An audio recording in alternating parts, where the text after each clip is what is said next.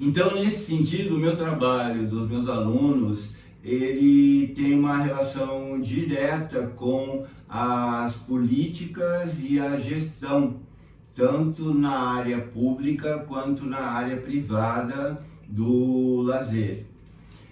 Também nesse sentido, o trabalho teve uma ligação e refletiu, e a gente convidou arquitetos, engenheiros, então teve urbanistas, então teve toda uma relação com a área de arquitetura e urbanismo e com engenharia, por conta dos espaços e equipamentos. Teve uma relação também com a ecologia, com os ecologistas, na vinculação de lazer e meio ambiente, através dos nossos orientandos, dos participantes dos nossos grupos de pesquisa e do trabalho que a gente fez também. Teve ligação com os preservacionistas na área de preservação de patrimônio ambiental urbano, patrimônio histórico, patrimônio cultural, patrimônio da cultura imaterial. Teve ligação com associativismo, então houve uma ligação com os trabalhadores cooperados, com cooperativismo, em virtude do nosso trabalho de ação comunitária. Nós trabalhamos também na área de meio ambiente com o pessoal da Exalc, pesquisas que eram feitas lá, que davam conta, por exemplo, que locais que tinham espaços de equipamentos de lazer mais arborizados, a violência não era tanta. Então a gente analisou isso também, embora questionando muito esses dados, porque não há uma vinculação direta entre essas atividades e a diminuição da violência urbana. Então foram várias áreas. Quando eu estava na PUC ainda, a gente fez uma relação com o serviço social, né?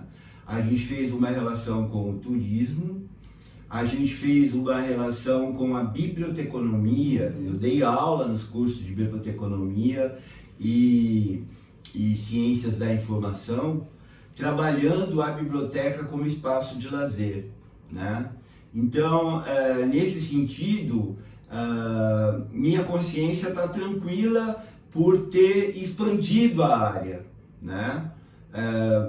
Que antes era vinculada só a atividades de lazer e recreação, circunscrita à recreação, e não com essa amplitude em termos de conteúdo e em termos também de ações necessárias para que as políticas se viabilizem. Por exemplo, planejamento, gestão, arquitetura e urbanismo, serviço social, ecologia, e todas as áreas afim, educação, né? Antropologia, sociologia, ciência política e por aí vai. Com relação à educação física, a área em que eu mais trabalhei, né, que eu tinha uma vinculação direta, quando eu comecei também, a visão que se tinha de educação física com relação ao lazer era de recreação, né? Nem existia disciplina lazer, era disciplina recreação. Depois é que passou a lazer e recreação. E depois se transformou em estudos do lazer. Olha como vem, e não é só uma questão de nomenclatura, é uma questão de conteúdo mesmo. Se bem que muitos conteúdos ainda hoje são ultrapassados e ainda repetem fórmulas que são mesmices. Receitas, né? Nesse sentido, a diferenciação entre os manuais de recreação, alguns bons, alguns nem tanto, né, com o repertório de atividade, se dava por isso. A gente fez questão de dizer qual era a diferença entre os repertórios de atividade e os manuais de recreação. Geralmente com voz de comando, alguns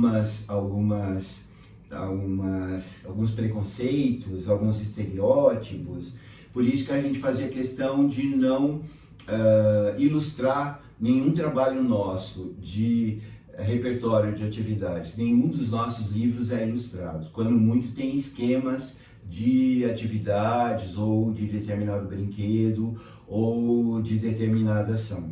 E uma curiosidade desses repertórios é a possibilidade, né, daquela ficha de quem está consultando poder também registrar em outras experiências, readaptar, então a tal da ressignificação, ele poder fazer isso, né? Então, é verdade. A ideia do repertório é essa, que baseado no repertório dos autores que foram convidados a participar dos 4 volumes, a pessoa possa desenvolver o seu próprio repertório e não ficar limitado a um manual, né?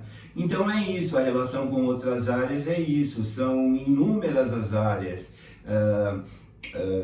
De vez em quando eu recebo notificação de uma área de conhecimento que eu nem sabia que estava trabalhando com o material, e na verdade estão ou com a metodologia, ou com a teoria, ou com a metodologia de trabalho, não de pesquisa, né? Então é muito bom isso, e isso demonstra a necessidade de que em políticas públicas o lazer não seja vinculado a um único ministério ou uma única secretaria, seja um programa de governo, intersecretarias, interministerial. Marcelino, e você acha que a gente poderia dizer que no Brasil o campo do lazer, a área que mais representa é a educação física ainda hoje? Na formação, no que a gente estuda? Ainda hoje se bem que em muitos casos de uma maneira enviesada, só admitindo os conteúdos físico-esportivos, né? Quem trabalha com lazer deve abrir o leque de opções e não restringir. Então, você pode trabalhar o conteúdo físico-esportivo, mas você pode ligá-lo ao turístico, ao intelectual, ao artístico, à beleza do movimento humano, né? Qual é a linha demarcatória entre a dança e a atividade física de expressão? Né? Não existe isso. Então, para não ficar vinculado só a um único conteúdo. E ainda hoje, lazer em muitos cursos de educação física, nas faculdades de formação de pessoal por esse Brasil afora, ainda é restrito à recreação. E o que é pior, há atividades ditas práticas, né? Mas que na verdade são tarefas e que interessa aos governantes, aos donos de empresas como academias, como clubes, como outras empresas de entretenimento, porque aí você não pensa e executa as atividades, né? Um parque temático, por exemplo, você tem um coordenador e tem vários peões. Eu sempre dizia para os meus alunos que eu gostaria que eles ficassem na coordenação e não como peões. Ou pelo menos não como peões que fossem facilmente manipuláveis, né? Então, ainda é assim. Só que nas questões de coordenação, a educação física vem perdendo espaço paulatinamente para cientistas políticos, para economistas, para administradores, para antropólogos, mesmo para o turismo, né? Que também é uma atividade profissional em vias de extinção, dados os avanços tecnológicos, né? Então é preciso ver, a reprodução de atividades vai acabar, porque ao invés de um profissional, você pode informatizar essas atividades. Se é só repetir, a informática faz isso para você, né? Eu sempre dizia para os meus alunos que eles, quando entrassem na universidade, a partir daquele momento, eles iam ter umas 5 ou 6 profissões.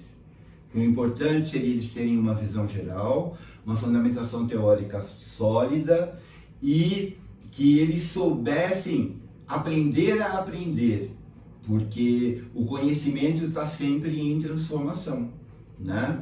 Pode não estar em transformações as categorias que produzem o conhecimento, mas a realidade vai mudando, então você tira as fotos de acordo com a realidade. É lógico que as máquinas fotográficas, usando uma metáfora, também se aperfeiçoam, né? Mas nunca vai deixar de ter o instantâneo a ser revelado. É isso que as categorias são, né? Usando essa figura metafórica de linguagem.